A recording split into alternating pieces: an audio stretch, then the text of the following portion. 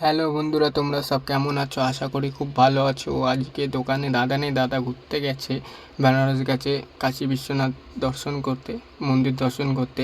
তাই দোকানে বসে একটু মোবাইল ঘাঁটছিলাম, তারপরে পঙ্কজদা দেখি কাপড় ভাঁজ করছে, প্যাকেট করছে। পঙ্কজদা বললো, ভাই একটু আয়, একটু কাপড়টা ভাঁজ কর। আমার খুব খাটনি হয়ে গেছে, তাই আমি গিয়ে একটু কাপড় ভাঁজ করে হেল্প করে দিচ্ছি। কাপড় ভাঁজ করতে গিয়ে দেখো প্যাকেটটা কি জ্বালাচ্ছে আমার, দেখো কতটা জ্বালাচ্ছে। মাথা তখন আমার খুব গরম হয়ে গেছিলো যে কি হচ্ছে আমার সাথে।